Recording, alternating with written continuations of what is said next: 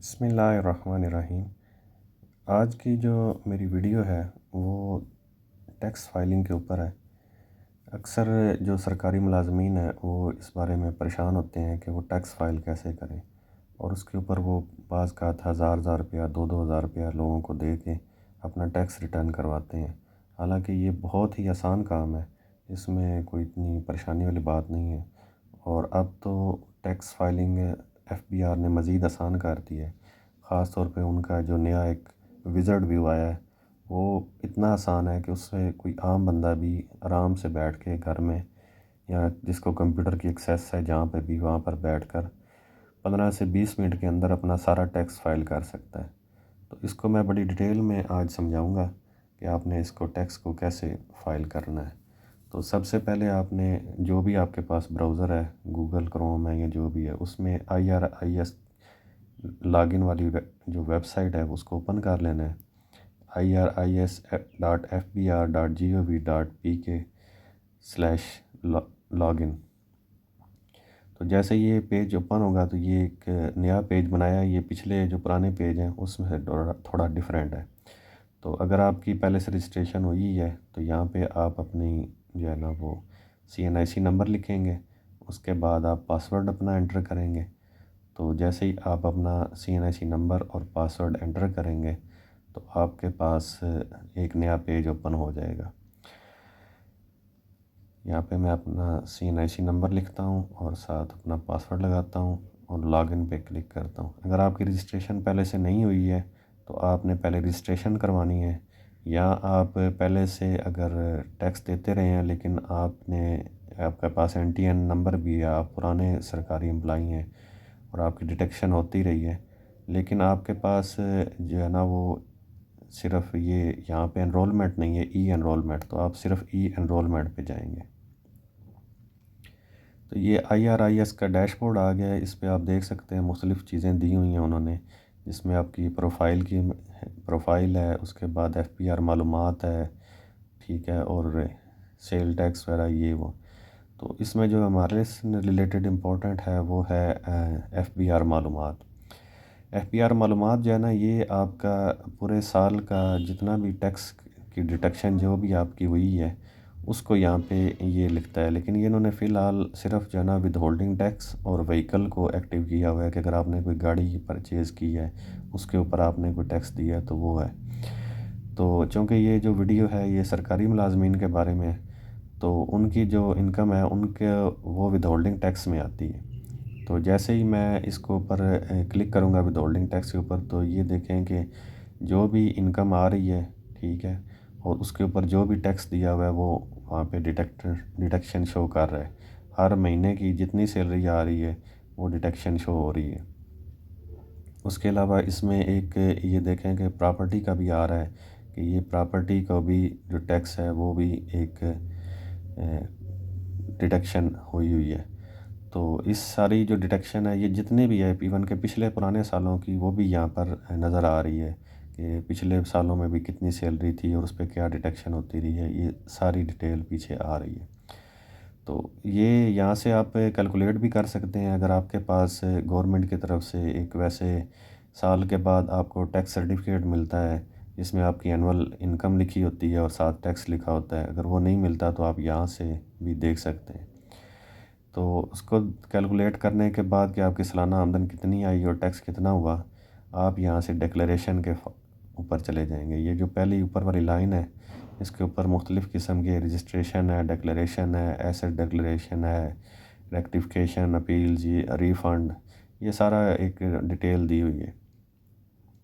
आपने इसके ऊपर जो डिक्लेरेशन है उसके ऊपर क्लिक करेंगे जैसे ही, तो नीचे ये मुख्तलिफ़ किस्म के ऑप्शन आ रहे हैं। ये सारे विज़र्ड व्यू के अंदर हैं। आपके वो नीचे लिखा हुआ भी है विज़र्ड व्यू, ठीक है। ये पहला नॉर्मल रिटर्न एक्सक्लूडिंग बिजनेस, ठीक है। Salary return for individuals wizard view, salary return for individuals wizard view 2022, ठीक है। ये 2022, 21, 23 तीनों सालों के ना उन्होंने शो किए हुए हैं। तो आप पहले से फाइलर हैं तो फिर तो आप 2023 वाला भरेंगे। अगर आप पहले फाइलर नहीं हैं तो 2022 का पहले आप जो है ना वो भरेंगे और उसके बाद फिर जो है वो 2023 का आप करेंगे। तो जैसे ही आप 2023 के ऊपर क्लिक करेंगे तो ये अगर आपने पहले से कोई फिल किया है, थोड़ा बहुत भी किया है या इवन के ओपन भी किया है और उसको फिर मुकम्मल नहीं किया, तो वो यहाँ पे आपके ड्राफ्ट में आ जाएगा। जैसे अभी यहाँ पे मैंने जैसे ही क्लिक किया तो वो कह रहा है कि आपने पहले कंप्लीट टास्क नहीं किया, तो आप पहले जो है उसको कंप्लीट करें फिर ये ओपन होगा। ये नीचे आप थोड़ा स्क्रॉल करें तो इनबॉक्स, ड्राफ्ट, आउटबॉक्स और कंप्लीट टास्क है। जैसे ये ड्राफ्ट में जाते हैं तो ये देखें कि वो return of income for a person driving income only from salary, ठीक है, और उसके लिए है। उसके बाद इसमें जो है ना वो आप डेट भी देख सकते हैं कि 1 जुलाई 2022 से 30 जुलाई 2023, ठीक है, इस तक की आ रही है आपके पास।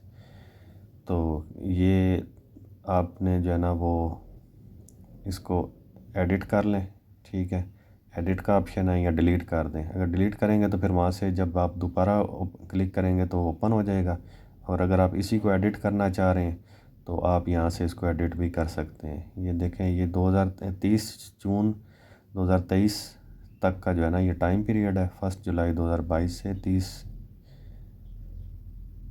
जून 2023 तक का टाइम है, और लास्ट डेट भी नीचे आ रही है कि इसकी लास्ट डेट 30 सितंबर 2023 है इसको करने की। जैसे ही हम ओपन करेंगे तो सबसे पहले आप देख रहे हैं कि आप बड़ा आसान सा है कि 2023 में आप कहाँ थे, मतलब ये रिहाइश पाकिस्तान में थे या बाहर थे। आप पाकिस्तान पे क्लिक करेंगे और उसके बाद फिर आप कंटिन्यू कर देंगे तो नेक्स्ट पेज आ जाएगा। इसमें टोटल सिर्फ 7 पेज हैं, हर पेज इतना ही आसान है जितना कि आपको नज़र आ रहा है। दूसरे में आमदन के ज़राए आपसे पूछ रहे हैं, select your source of income. तो चूँकि ये जो वीडियो है ये सरकारी मुलाजमीन के लिए है, तो सरकारी मुलाजमीन में हम सैलरी जो है ना उसको ले लेंगे, और उसके बाद अगर आपकी सैलरी के अलावा कोई आमदन है तो उसके ऊपर बात करते हैं, लाइक पेंशन वगैरह।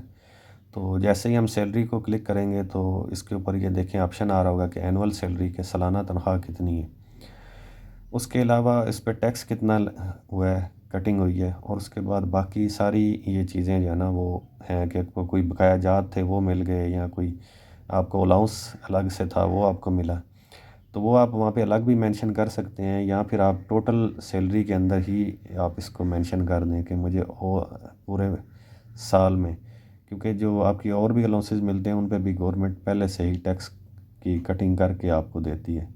तो आप टोटल सैलरी यहाँ पे लेट्स सपोज मैं लिख देता हूँ कि मुझे 1 लाख तनख्वाह पर मंथ थी तो 12 लाख सैलरी मिल गई।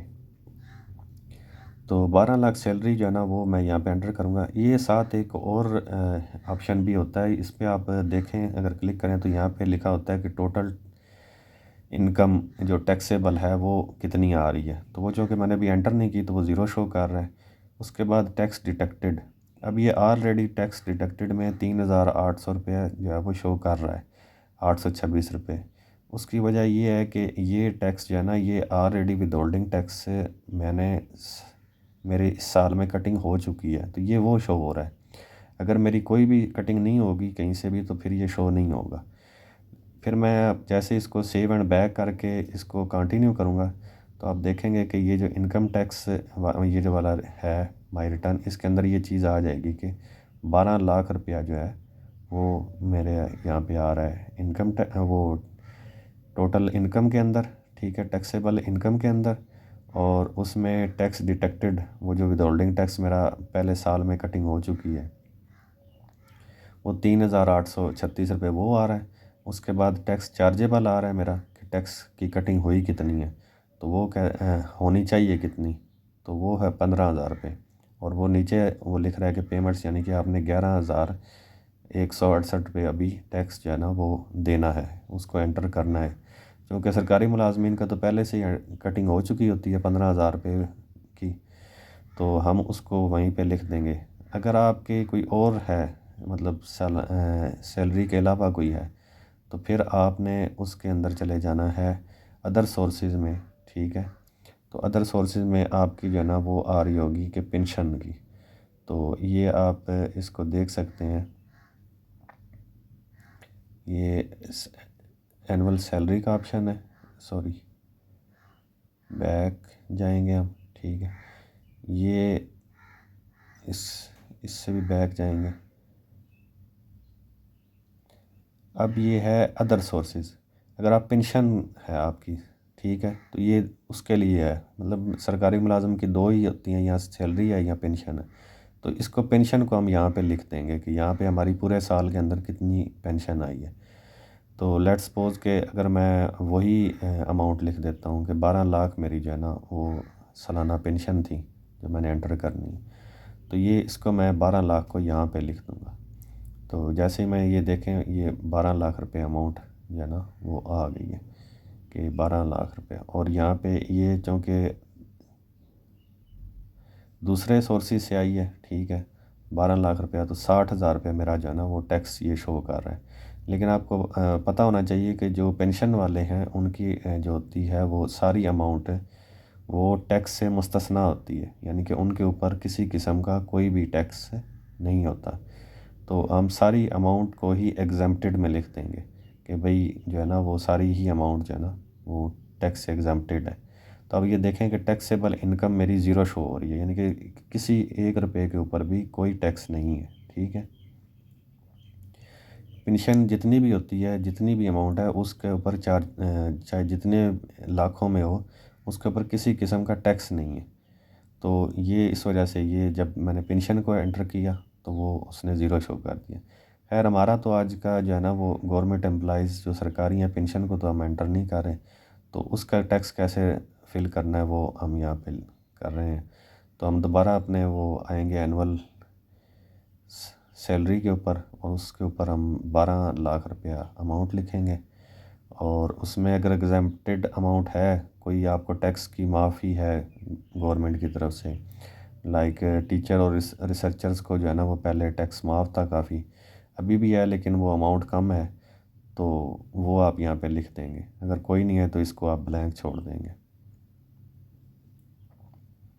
इसके बाद हम टैक्स डिडक्शन वाले खाने में चले जाएंगे कि इस जो हमारी अमाउंट थी इसके ऊपर हमने टैक्स कितना जो है ना वो दिया। तो सबसे पहले हमारी ये अमाउंट आ जाएगी कि हमने कितना टैक्स जो था ना वो जो सैलरी थी वो कितनी हमने ली, टोटल सैलरी। तो वो देख सकते हैं कि आप 12 लाख रुपया वहाँ पे भी आ रहा है साइड पे। तो हम यहाँ पे यहाँ 12 लाख नहीं, टैक्स नहीं लिखना, 12 लाख रुपया लिखना है। ये हमारी इनकम आ गई, और इस पे जो टैक्स हमने हमारी कटिंग हुई है वो 15,000, क्योंकि गवर्नमेंट पहले से ही टैक्स डिडक्ट कर लेती है, तो वो 15,000 रुपया हमने टैक्स डिडक्ट कराया।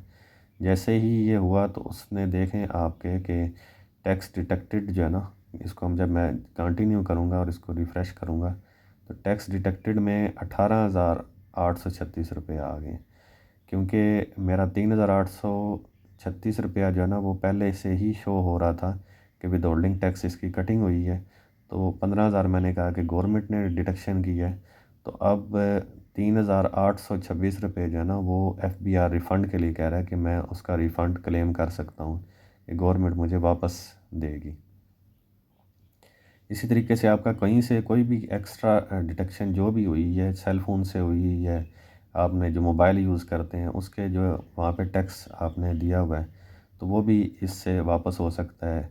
इसी तरीके से और भी ज़कात कहीं आपकी डिडक्शन हुई है तो वो भी आपकी रिफ़ंड हो सकती है, क्योंकि वो सब इनकम टैक्स से मुस्तस्ना होते हैं। तो इसके बाद ये कैपिटल गेन का ऑप्शन है, यही जो आमदन के ज़राए हैं, पहले इसमें 3 थे। पहला सैलरी आ गया, फिर आगे पेंशन वाला भी मैंने आपको बता दिया।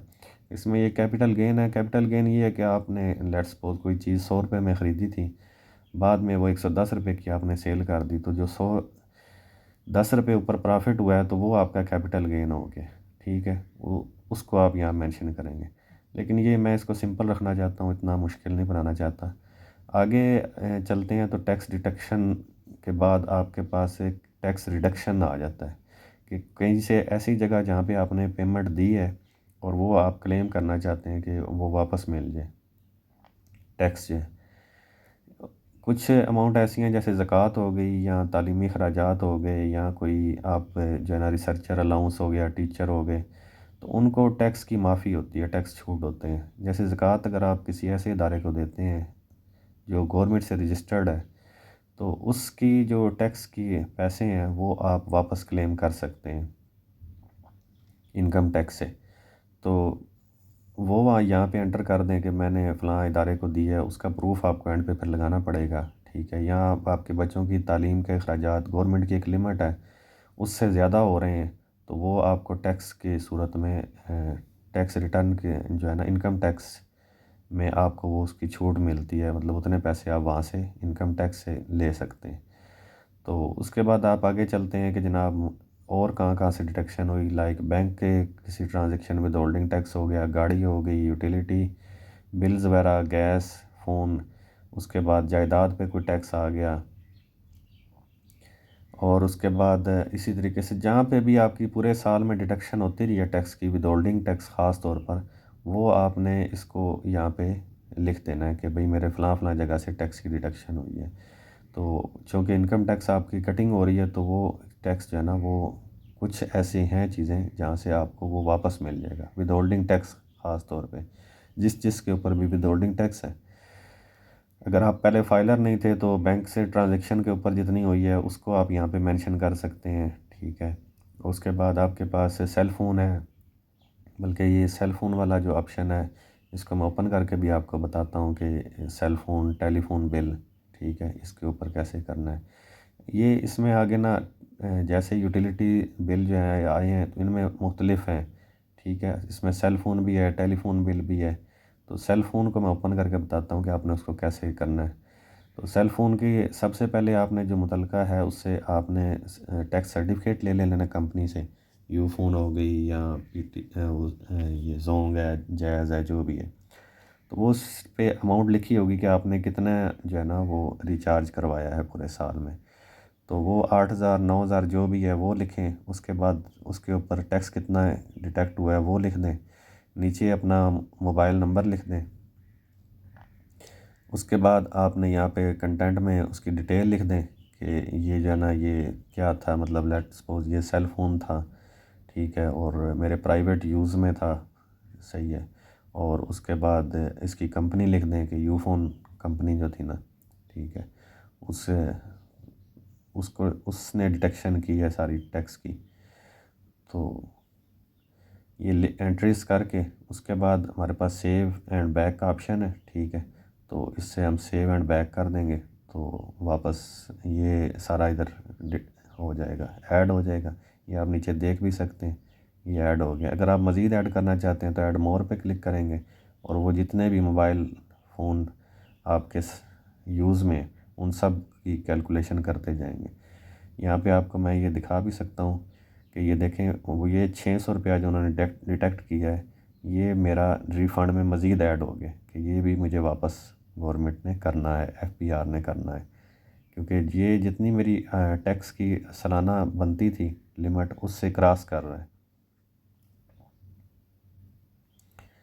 यहाँ से बैक चले जाते हैं। ठीक है, अगर आप टेलीफोन का कोई बिल है, पीटीसीएल है, उसके ऊपर विद होल्डिंग टैक्स होता है। ठीक है, इंटरनेट है आपने लगवाया हुआ, उसके ऊपर भी जो विद होल्डिंग टैक्स का डिडक्शन हुई है वो भी आप यहाँ से उसको रिइंबर्स करवा सकते हैं।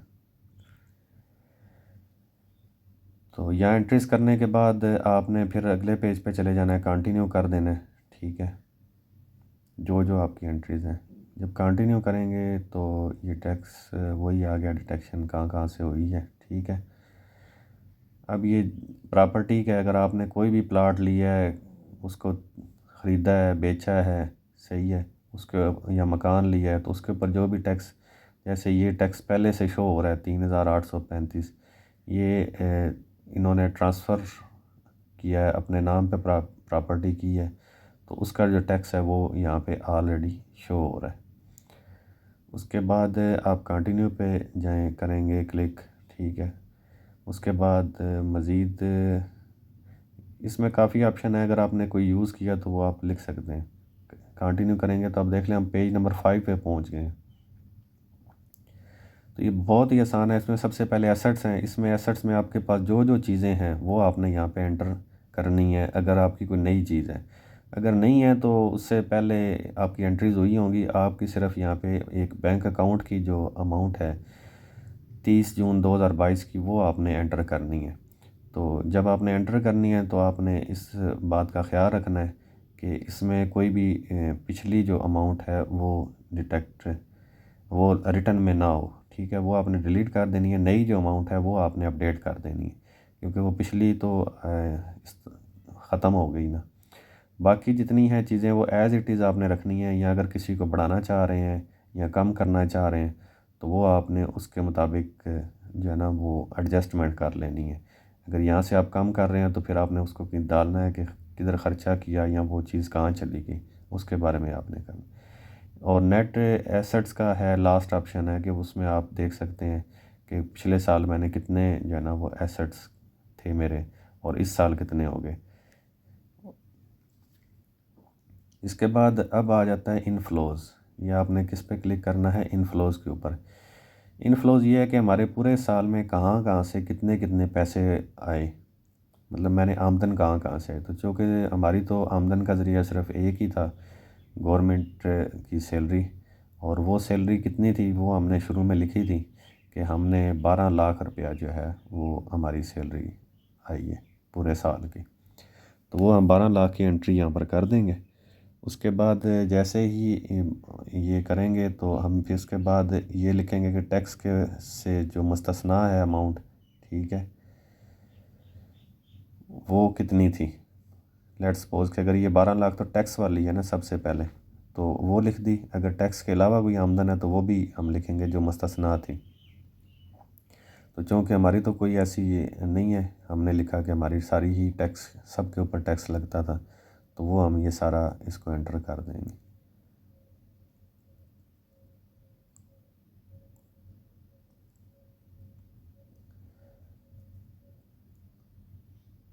उसके बाद ये इनफ्लोज़ के अंदर आ गया। ये देख सकते हैं इसके ऊपर 12 लाख रुपए हम आ गया, और ये टोटल जो है वो आउटफ्लोज़ ये ज़ीरो शो हो रहा है। ठीक है, आउटफ्लोज़ क्या शो हो रहा है? ज़ीरो, क्योंकि हमने अभी सिर्फ अपनी लिखी है कि आमदन आई है, ख़र्चा हमने कोई भी नहीं लिखा। हम अब आउटफ्लोज़ के अंदर जाएंगे। आउटफ्लोज़ में हमने अपने सारे ख़र्चे लिखने हैं कि ये जो हमारे पास अमाउंट 12 लाख रुपए की आई थी, इसको हमने किस किस ख़र्चे में ख़र्च किया। इसमें हमने क्या कराया, सफ़र, ठीक है, और गाड़ियों की मेंटेनेंस होगी, टेलीफोन के बिल हो गए, और इस तरह सारी ये एंटर करते जाएंगे। तो जैसे जैसे हम एंटर करेंगे तो वैसे वैसे हमारी जो है ना वो ख़र्चे बढ़ते जाएंगे, और ये दोनों बैलेंस होना शुरू हो जाएंगे। लेट्स सपोज मैं जैसे घर का ख़र्चा लिखता हूँ, अगर 30,000 रुपये किराया था तो 3,60,000 रुपये ये हो गया। उसके बाद मैं जो है ना वो गाड़ी का ये जो मेंटेनेंस वगैरह है इसके ऊपर लिख देता हूँ कि 1 लाख रुपये ख़र्चा आया। उसके बाद ट्रैवलिंग पे 50,000 रुपया ख़र्चा आ गया।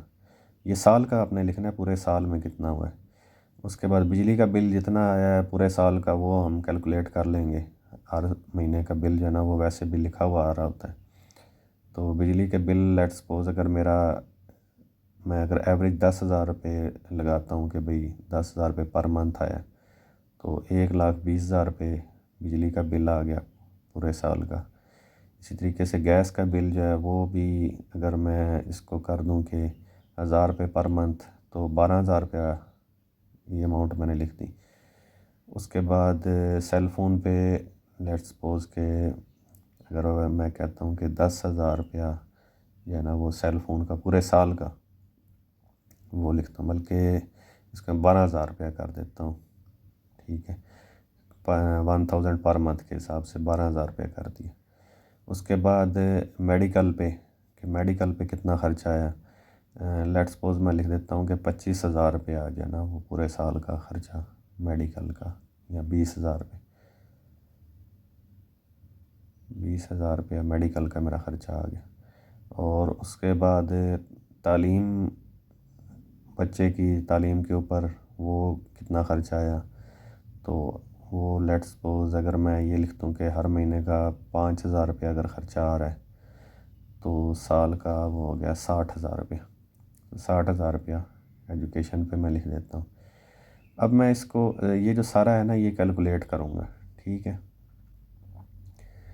अगर ये अमाउंट बढ़ रही है तो फिर मैं ये नीचे आखिरी जो ऑप्शन है उसको यूज़ करूँगा कि किसी और ने मेरी मदद भी की है।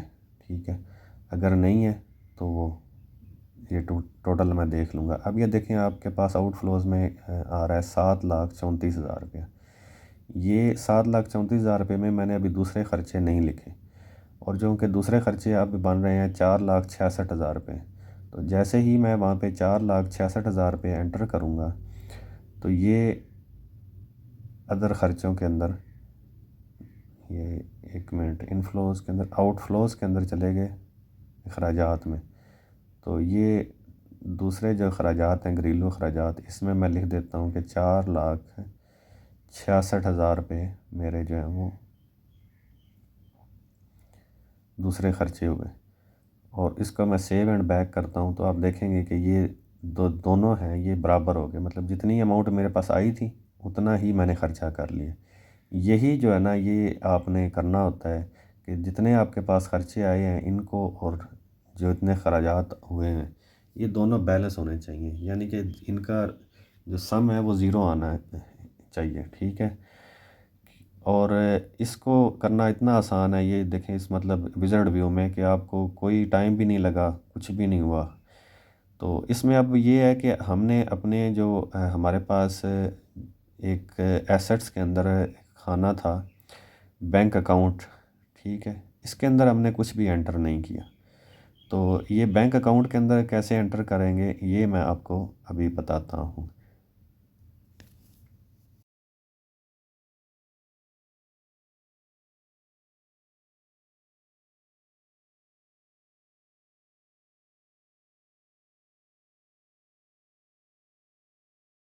बैंक की अमाउंट को आपने कैसे करना है, ये यहाँ पे आपको मैं बता रहा हूँ कि ये आपने इस ऑप्शन में चले जाना है बैंक के अंदर।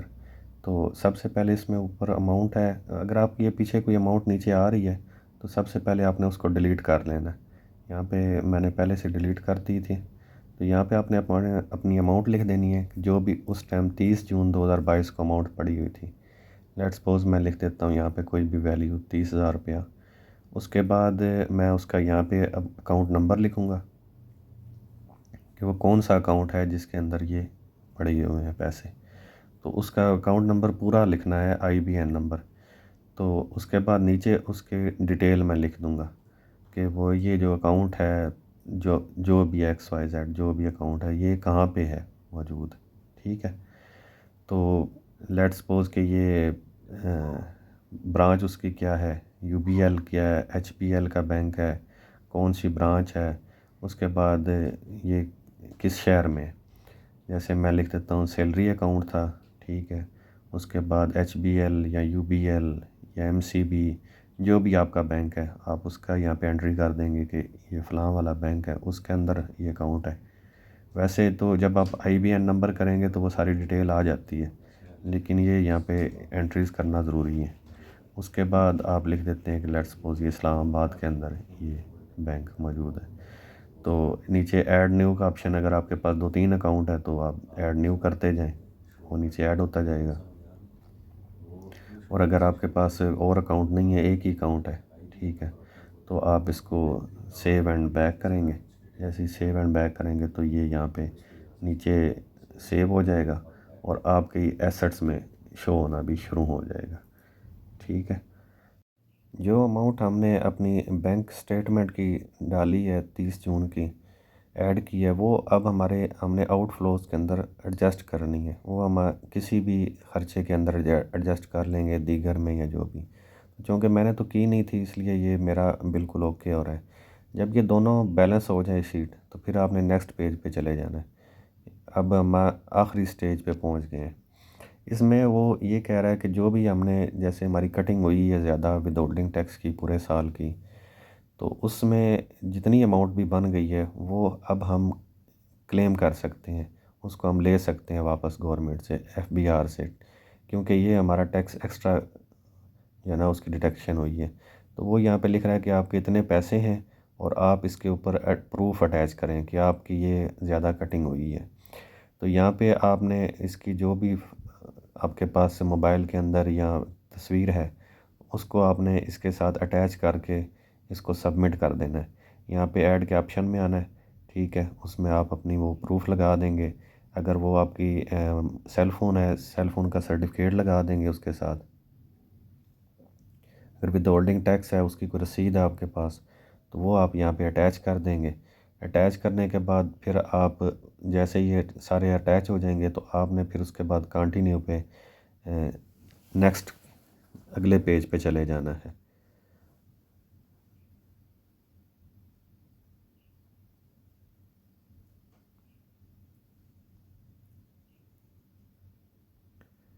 इसके बाद आपने पिन वेरीफाई करनी है। पिन वेरीफाई करने का ये है कि जो आपको एक पिन दिया हुआ है वो आपने यहाँ पे लगाना है।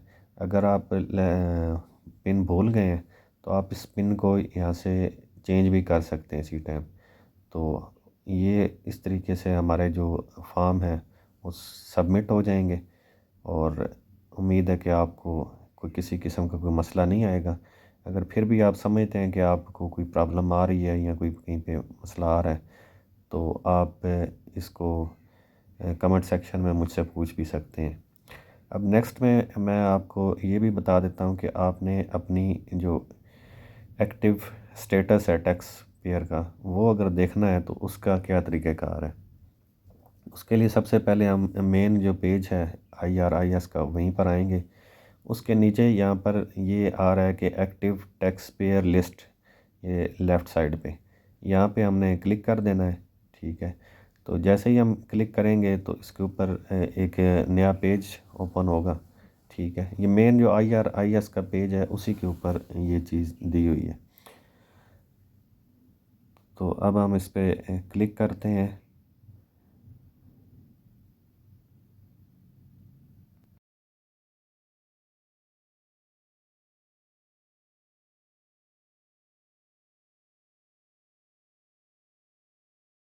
जैसे ही हम इस पर क्लिक करेंगे तो ये हमारे पास एक नया पेज ओपन हो जाएगा।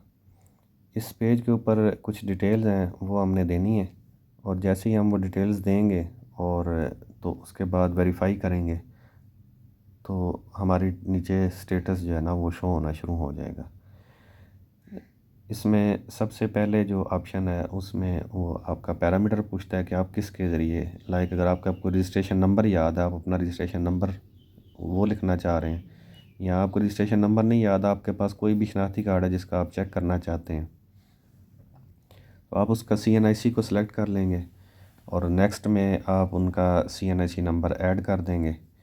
और फिर उसके बाद डेट का ऑप्शन है कि आप कौन सी डेट को का स्टेटस चेक करना चाहते हैं, आज की डेट का या कोई पुरानी डेट है उसका स्टेटस देखना चाहते हैं।